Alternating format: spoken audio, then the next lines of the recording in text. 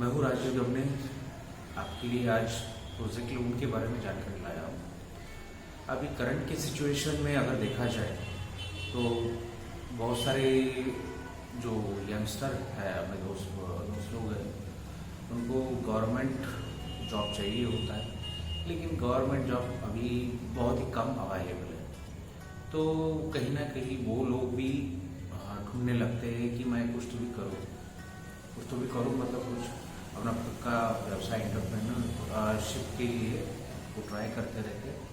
और most of the अगर rural India में अगर जाए तो हर एक के पास खेती होती है या फिर कुछ जगह होती है, तो उसमें वो मतलब कुछ करना चाहते हैं लेकिन उनको गाइडेंस प्रॉपर नहीं मिल पाता। इस वजह से उनका जो ड्रीम है या फिर उनको कुछ करने की क्षमता है, वो अपनी क्षमता वो दिखा नहीं पाते।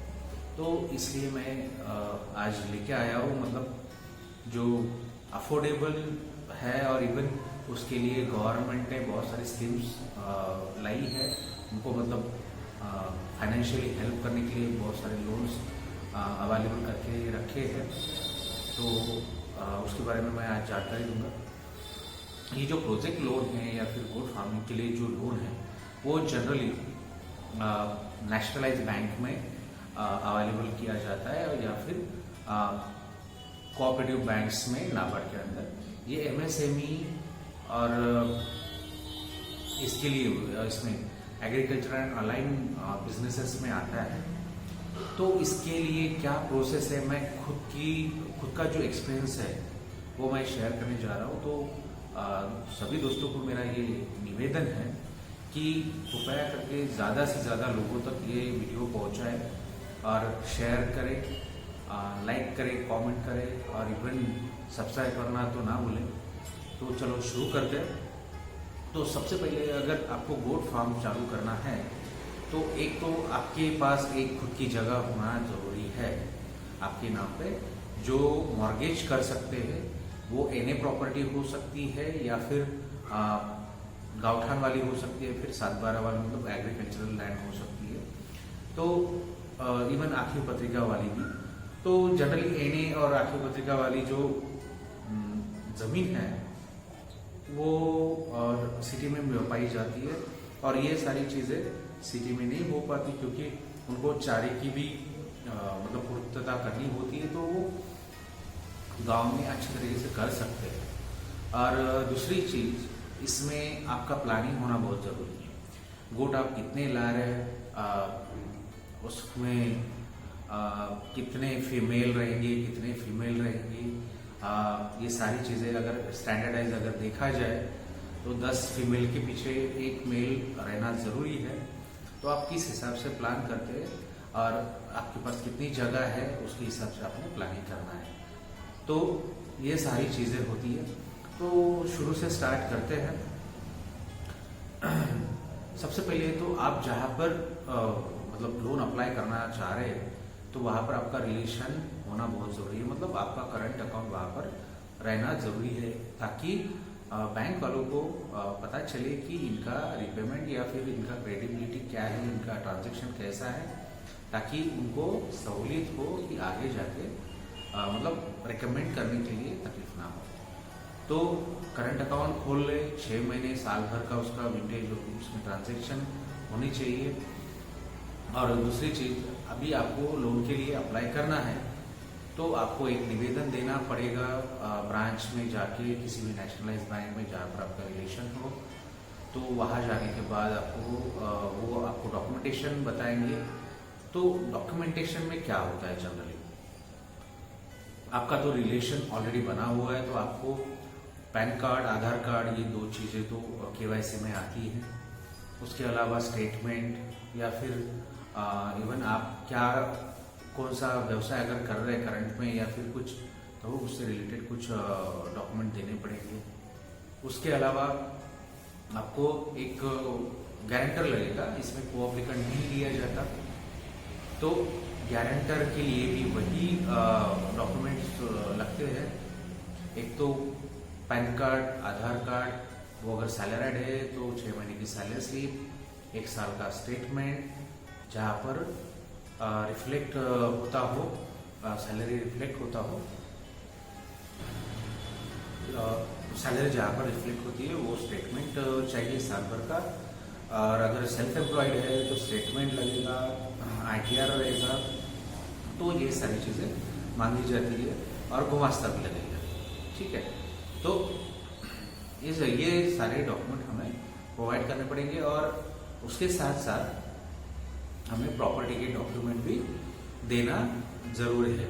अगर इन्हीं की प्रॉपर्टी है तो रजिस्ट्री लगेगी उसकी, मतलब सेल डीड, नमूना 8, टैक्स रिसीप्ट, 7/12, फेरफार, ये सारी चीज़ें लगेंगी। सिटी सर्वे की अगर प्रॉपर्टी है तो कप्रत लगेगी और आख्यू पत्रिका लगेगी, और लोकल अथॉरिटी का नमूना 8, टैक्स रिसीप्ट, ये भी उसमें लगेगा। अगर वो गाँवठान की अगर प्रॉपर्टी है तो उसमें हमें, अगर उसकी रजिस्ट्री है तो रजिस्ट्री, नमूना 8, टैक्स रिसीप्ट, ये सारी चीज़ें, और उसमें गाँवठान सर्टिफिकेट वगैरह, 4 बाउंड्री सर्टिफिकेट, ये सारी चीज़ें लगेंगी। अगर 7/12 वाली जगह है तो 4 बाउंड्रीज, उसके साथ साथ नमूना 8, 7/12, ये तलाठी की तरफ से हमें लेना चाहिए होगा। अभी इसमें प्रोसेस क्या होगी, जब आप अप्लाई करते हैं तो उस समय आपकी खुद की प्रॉपर्टी होना बहुत ज़रूरी है, जो कि हम मॉर्गेज कर सकें। ठीक है, और अप्लाई करने के बाद अगर आपका प्लान ब्रांच मैनेजर को सही लगा और आप रिपेमेंट कर सकते हैं, इस बेसिस पे वो आपको सैंक्शन लेटर प्रोवाइड करेंगे। सैंक्शन लेटर प्रोवाइड करने के बाद जो प्रॉपर्टी है उसको हमें मॉर्गेज करके देना पड़ेगा।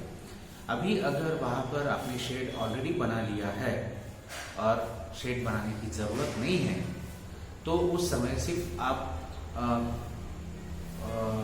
कोर्ट के लिए ही आप ये ले सकते हैं, लोन ले सकते हैं, या फिर कंस्ट्रक्शन करके फिर आपको बोर्ड भी लेना है तो उसके लिए आपको परमिशन वगैरह की ज़रूरत है। तो पैन कार्ड, आधार कार्ड के साथ साथ हमें वहाँ का मतलब एक सैंक्शन प्लान चाहिए, कंस्ट्रक्शन परमिशन चाहिए, जो भी लोकल अथॉरिटीज़ है, मतलब ग्राम पंचायत, नगर परिषद या फिर नगर पंचायत, ये जो है उनसे अपने को परमिशन चाहिए होगा। उसके साथ साथ सबसे बड़ी चीज़ तो ये है कि आपको प्रोजेक्ट रिपोर्ट भी सबमिट करना पड़ता है। अभी ये प्रोजेक्ट रिपोर्ट होता क्या है? अभी प्रोजेक्ट रिपोर्ट में अगर देखा जाए तो आप क्या करने वाले हो, मतलब कितने गोट परचेस करने वाले हो, कंस्ट्रक्शन के लिए कितना पैसा लगने वाला है, वाटर सप्लाई के लिए कितना पैसा लगने वाला है, इलेक्ट्रिसिटी, इलेक्ट्रिक फिटिंग के लिए कितना, कुछ मशीनरीज इक्विपमेंट अगर लेना चाहते हैं उसके लिए कितना, वो उसका पूरा ब्यौरा लगता है वन टाइम, जिसके लिए हमें लोन चाहिए। और वर्किंग कैपिटल के लिए एक तो आप यहाँ से एडजस्ट कर सकते हैं, अदरवाइज अगर आपको एक्स्ट्रा पैसा लग रहा है तो उसका CC भी बना दे सकते हैं।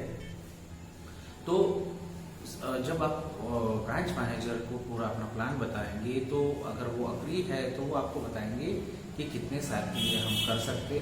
ये 5 साल 6-7 साल का प्लान मतलब टेनर हो सकता है, और 9 से लेकर 10-11 तक आपका रेट ऑफ इंटरेस्ट ले सकते हैं। तो उस हिसाब से आप पूरी जानकारी जो CA है, जो मतलब प्रोजेक्ट रिपोर्ट बना के देते हैं, उनको देनी होगी, और उसके साथ साथ जो एस्टिमेटेड कंस्ट्रक्शन का एस्टिमेट है वो प्रोवाइड करना पड़ेगा उनको। और उसके बाद जो कुछ भी आप काम करने वाले उसका एक कोटेशन उनको देना पड़ेगा, उसके बिना पर वो आपको प्रोजेक्ट रिपोर्ट बना के देंगे। और प्रोजेक्ट रिपोर्ट सबमिट करने के बाद सैंक्शन लेटर वो निकालेंगे, और उसके बाद हमें वो मॉर्गेज करने के लिए बोलेंगे।